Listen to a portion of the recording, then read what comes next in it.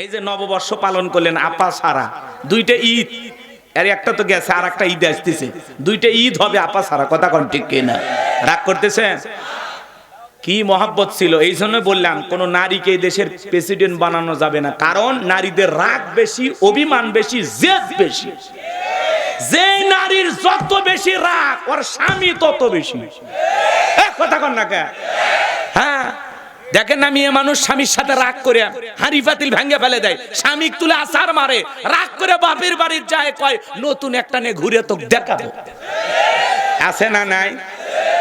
দেখলেন না 20 কোটি জনগণ থুয়ে দেশ থুয়ে পালিয়ে গেছে, একবারও আপনার আমার কথা ভাবেননি। তাহলে কি চাচা আর রিস্ক নেওয়া যাবে? মেয়েদের উপর ভরসা করা যাবে? আগামীতে পুরুষকে ভরসা করতে হবে, কথা কোন ঠিক কিনা? কারণ আবারও যদি কোনো মেয়ে মানুষ এরকম হয়, আবারও কোনো না কোনো বার বিপদে ফেলে তুই যাবে। ওই 3 দিন শাসকবিহীন কি রাতগুলো গেছে আল্লাহ ছাড়া কেউ জানে না, কথা বলেন। লুটপাট হয়েছে, দুর্নীতি হয়েছে, ভাঙচুর হয়েছে, বাড়ি ঘরে আগুন, বিভিন্ন ভাবে নানান ধরনের অপ্রীতিকর ঘটনা ঘটেছে। উনি যদি থাকতেন, পদত্যাগ করে জেলেও যাইতেন, এই দেশের এই পরিণতি হইতো না, কথা কোন ঠিক কিনা? বৈশাখে দেখবেন ওনার ছবিকে বিকৃতি করিয়া ওইরকম কিছু ভাস্কর্য বানাইছে। জারি হোক, আমরা এই জিনিসগুলোকে কখনো সমর্থন করি না, কথা বলেন ঠিক কিনা? মুসলিম হিসাবে, বাঙালি হিসেবে বলতে পারেন বৈশাখ আমাদের বছরের প্রথম মাস বলতে পারেন। আরবিতে মহরম, ইংরেজিতে জানুয়ারি, বলেন না হ্যাপি নিউ ইয়ার। কিন্তু মহরম আসলে এগুলো উৎসব নাই, আছে নাই। কিন্তু বৈশাখ আসলে বাপ রে বাপ, ওই বৈশাখী বাসন্তী শাড়ি বইরা রং বেরঙের কুলেওয়ালা, ওই যে কুলেওয়ালা বোঝেন না, মাছ কুলে লেখা আছে এসো হে বৈশাখ, কথা কন না কেন? তারপরে ছেলে মেয়ে ওই কালারের পাঞ্জাবি, 3 পিস সবকিছু বানাইয়া রং ভং করে রাস্তা।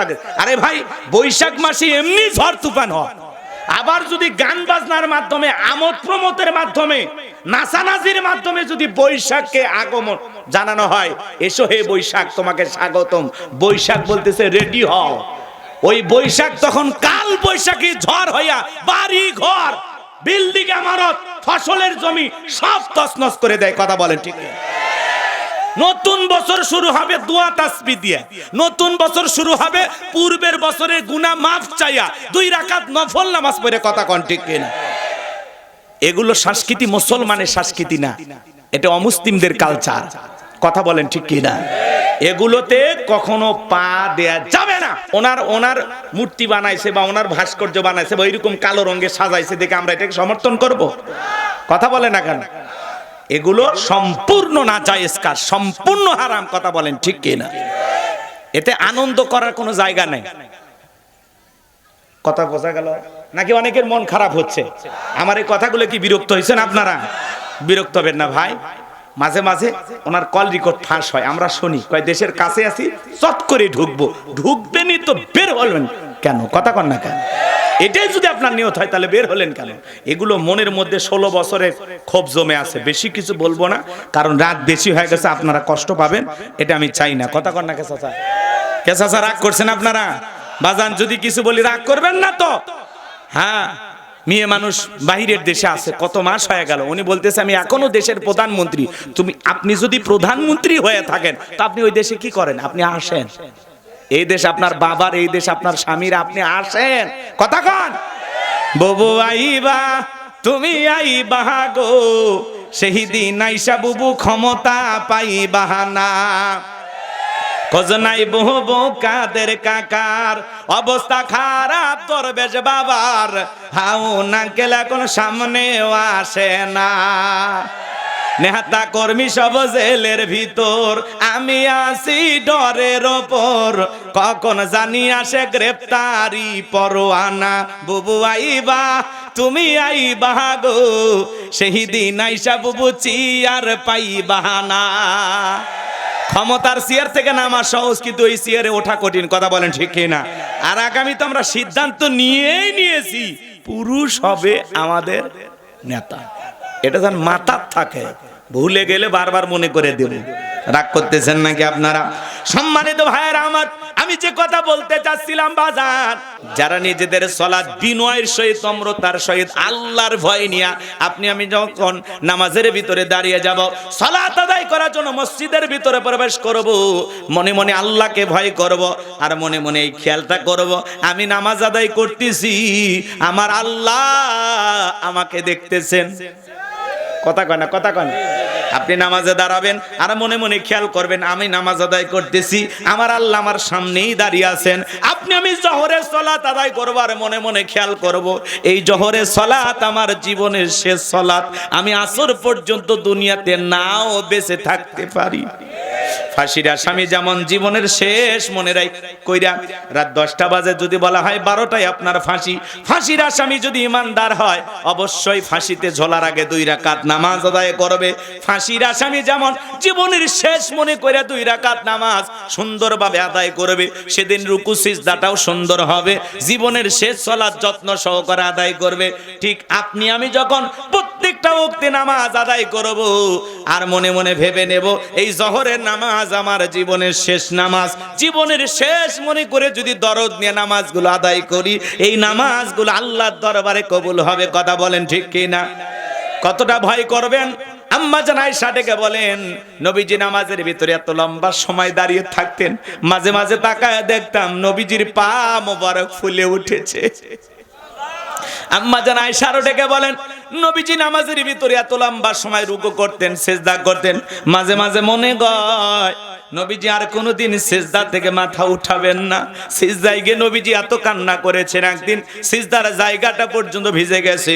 নবী যখন সিজদা থেকে মাথা উঠাইলেন, আম্মা জান আয়েশা জিজ্ঞাসা করলেন নবী গো এত কান্না কেন করেছেন, কি হয়েছে আপনার? বিশ্ব নবী ডেকে বলে আয়েশা আমি তো আমার জন্য কাঁদি না, আমি কাঁদি আমার গুনাহগার উম্মতের জন্য।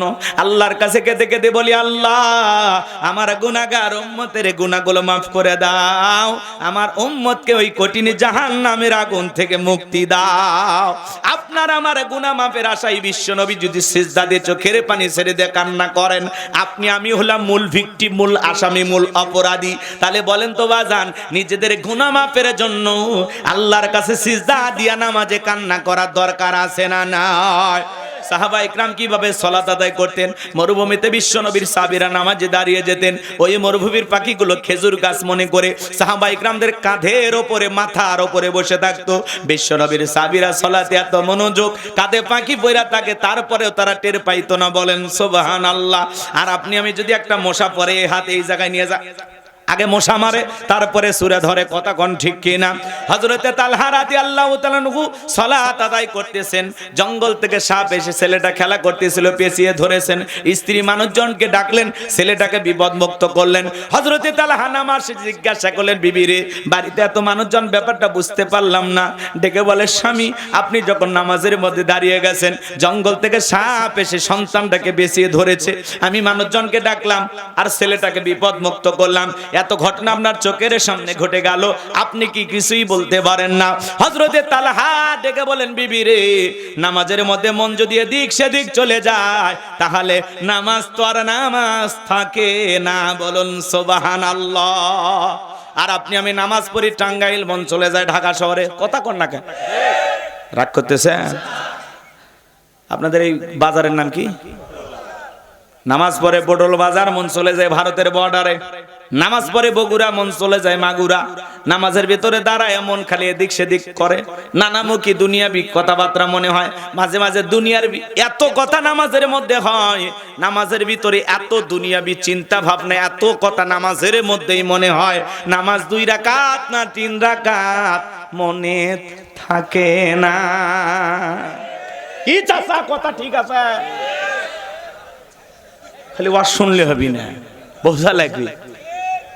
আপনি আমি মাঝে মাঝে নামাজের মধ্যে দাঁড়াইয়া দুনিয়াবি এত চিন্তা, দুনিয়াবি এত কথা নামাজের মধ্যেই মনে হয় সিজদা 2টা দিলাম না 1টা দিলাম। নামাজের ভিতরে ব্রেক করে চিন্তা করা লাগে, সিজদা আরেকবার হবি না বললে হবি না বল, কথা কয়। এই হলো আপনার আমার সালাতের অবস্থা। সাহাবীরা 2 রাকাত নামাজ পড়ে সারা রাত কাটাইছে, সুবহানাল্লাহ। 2 রাকাত নামাজে 1 খতম কোরআন পড়ছে। আর আপনি আমি কি নামাজ, 2 রাকাতে 2 মিনিট, কথা কন না কেন? 2 রাকাতে কয় মিনিট? 2 মিনিট। 4 রাকাত 4 মিনিট। 4G 5G গতি নামাজ, এত স্পিরিট, এত গতি নামাজের, বাপ রে বাপ, খালি সিজদা মারতেছে আর মারতেছে। ওর ধান্দা 2 রাকাতের 4 সিজদা একবারে দিলে আরো ভালো, ভেজাল মুক্ত নামাজ, কথা কন না কেন? যখন রমজান মাস আছে প্রত্যেকটা মসজিদে মনে হয় তারাবির প্রতিযোগিতা শুরু হয়ে যায়। যেই হুজুরের যত গতি তার হাদিয়া তত বেশি, সেই স্পিরিটে নামাজ পড়ায়। 20 রাকাত 16 মিনিটে শেষ।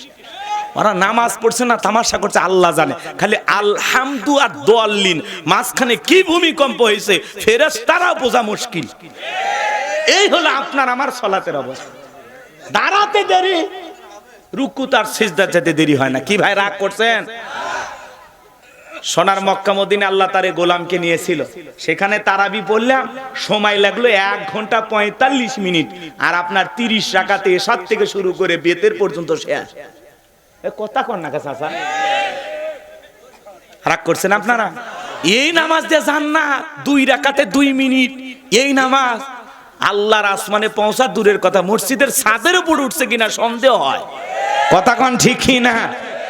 হ্যাঁ, ওই যে কিছু ডিজিটাল হাজি আছে, হজে যাওয়ার আগে ছেলেদেরকে ভালো জমি দিয়া মেয়েদেরকে পাবি 2 বিঘা 5-10 শতক দিয়ে হাত পা ধরে কান দেয়ার কয়, মা খানাই খাবার গিলাপ ধরে, মা আমি তোর জন্য দোয়া করব, সম্পদ তুমি পাচ্ছ ঠিক আছে মা, কিন্তু একেবারে ঠকাইনি, সামান্য একটু কম বেশি করছি, সমস্যা নাই, আমি দোয়া করে পুষে দেবো। এই হাজি, আগে ছেলে মেয়ের হক ভালো করে বুঝে দে, তারপরে হজ করবে যা, তাছাড়া তোর হজ বাংলাদেশের বিমানবন্দর পার হবে না। হক না বুঝে দে, গিলাফ ধরে দোয়া কর। তুই যে ওয়াকাম বদকাম জীবনে করছিস সেই দোয়া আগে করিস, বেটা বেটি দোয়া পরেই হবে। এই চাচা কথা কর না, হক আগে বুঝে দে, আর লেখে দেবেন না চুপচাপ, নিঃশ্বাস বন্ধ হবে ওরা ভাগ করে নিবি কোরআন হাদিস অনুযায়ী, কথা কর না। আপনি আগেই লিখে দেওয়া লাগবে, কি আছে কি আছে, আর লিখে দেবেন বুঝে দেন, কে কতটুকু পাবি, ছেলে কতটুকু পাবি, মেয়ে কতটুকু পাবি। আল্লাহ আইন দিছে, আল্লাহ বিধান দিছে, আল্লাহর আইনে আবার হাত ঢুকান কে? খুব লম্বা আছে হাত, না জাহান্নামে যাওয়ার জন্য হাত লম্বা আছে তোর, কথা কন। হজ করবে যাচ্ছে, 3 বার হজ করে এসে জমির আল ঠেলে, কি আপনাদের এলাকায় নাই তো? রাগ করতেছেন আপনারা? এই ওয়াজ শুনে যদি কেউ ওঠে বুঝবেন ওই হাজি। রাগ করতেছেন নাকি আপনারা? মন খারাপ করবেন না ভাই, কষ্ট মনের মধ্যে নেবেন না। লম্বা হবে, আমি লম্বা করতে পারবো না, তাহলে নামাজের মতো আদায় করার দরকার আছে না নাই? তামাশা করলে হবে না বাজান গো আমার। এক চাচা মেয়ে এত তাড়াহুড়ো করে ওযু করছে, এক ঠ্যাং না ধুয়ে মসজিদে ঢুকছে, টাইসালা মসজিদ পিছলা খায়, চাচা একদিক লুঙ্গি একদিক, তাও বলে আল্লাহু আকবার। মানুষ বলে চাচা আগে লুঙ্গি ঠিক করেন, কারণ আগে জামাত ধরি। এরকম তাড়াহুড়ো করে নামাজ পড়লে হবে না, কথা কন। নামাজের জামাত শুরু হয়েছে, আস্তে হাঁটেন, জোরে হাঁটতেছেন কেন? এর আগে কি করছেন? নামাজ শুরু হবে 1:30-এ, 1 মিনিট আগে যায়, যা খালি ওযু, পেছনে দাঁড়ায় থাকলে ভাই তাড়াতাড়ি ওযু করেন, আরে ওযু কেমনে তাড়াতাড়ি করবি? ওযু হলো নামাজের পাসওয়ার্ড, কথা কর না কেন? ওযু ঠিকঠাক হলে তোর নামাজ হবে বেটা, ওযুই ঠিক হচ্ছে না তো নামাজ হবে কেমনে? তাড়াহুড়ো করে ওযু করছেন, তার মানে একদিন খালি মুখ ধুয়ে দাঁড়ালে হবে, খালি মুখ মন্ডল ধুলে হবে, হাতটা ধোয়ার দরকার নাই, পাও ধোয়ার দরকার নাই, নাকি কন? এরকম কইরেন না। আমার ওয়াজ শুনে আপনাদের খারাপ লাগতে পারে, কিন্তু কথাগুলো একটু চিন্তা ভাবনা করবেন যে না, খাপে খাপ মমতাজের বাপ, যে হুজুর যা বলতেছে বাস্তবতার আলোকে, কথা কন ঠিক কিনা? নামাজ পড়তে গেছেন, তামাশা করতে যাননি, আপনি আল্লাহর ঘরে গেছেন আল্লাহকে খুশি করার জন্য। কিভাবে নামাজ পড়লে, কিভাবে রুকু সিজদা করলে নামাজ নামাজের মতো হবে, আসমানের মালিক আপনার আমার মনিব আল্লাহ খুশি হবে, আপনি আল্লাহকে খুশি করার জন্য গেছেন, তামাশা করার জন্য যাননি। আপনি মসজিদে ঢুকতে দেরি, পাপ বাহিরে আসতে দেরি করেন, কথা কন। রাগ করতেছেন? এই জন্য বাজান খালি মসজিদ চাকচিক চোর সুন্দর বানাইলে হবে না, ওই জায়গায় যারা নামাজ আদায় করবে তাদের মনটাও সুন্দর হওয়া লাগবে। কথা কি বোঝা গেছে? আগে মসজিদ ছিল কাঁচা, কিছু মুসলমানদের ঈমান ছিল পাকা, বর্তমানে মসজিদ হয়ে যাচ্ছে পাকা, মুসলমানদের ঈমান হয়ে যাচ্ছে কাঁচা। আগেকার মানুষদের ছিল অভাব, বড় ভালো ছিল তাদের স্বভাব। বর্তমানে মানুষদের নাই কোনো অভাব, নষ্ট হয়ে গেছে চরিত্র আর স্বভাব। এই জন্য আসুন 5 ওয়াক্ত সালাত আল্লাহকে রাজি খুশি করার জন্য। আপনি আমি যখন সালাতে দাঁড়িয়ে যাব, মনে মনে খেয়াল করবো আমার আল্লাহ দেখতেছে, আমার রুকু সিজদা যেন সঠিকভাবে হয়, আমার তেলাওয়াতটা যেন সুন্দর হয়। কথা বলেন এখানে। তাহলে আল্লাহকে রাজি খুশি করার জন্য, আল্লাহকে রাজি খুশি করার জন্য কারা কারা 5 ওয়াক্ত সালাত আদায় করবেন? 2 হাত তুলে আল্লাহকে দেখান। আল্লাহ আমাদের সবাইকে 5 ওয়াক্ত নামাজি বানায় দেন। জোরে বলেন আমিন। এতগুলো মানুষ যদি আজ থেকে নামাজি হয়ে যায়, আজকের মাহফিলকে কবুল করবেন কে? কি হাত তোলার মধ্যে কি সীমাবদ্ধ নাকি? কথা বলেন না কেন? আপনার কি এমন ঈমান হয়েছে? হ্যাঁ, আজ থেকে মসজিদে যাবেন তো ইনশাআল্লাহ? পাকাপোক্ত ঈমান হয়েছে তো? আল্লাহ যেন কবুল করেন। নামাজ দিয়ে ওয়াজ করলে 2-2.5 ঘন্টা ওয়াজ করা যাবে, কিন্তু সময় নাই। কষ্ট হচ্ছে আপনাদের? নামাজ দেওয়ার অসংখ্য আয়াত আছে, অসংখ্য হাদিস আছে, কিন্তু সুযোগ নাই। আমি আগেই বলছি, আমার টাইম মতো আলোচনা শেষ করতে হবে। কথা কোন ঠিক কিনা?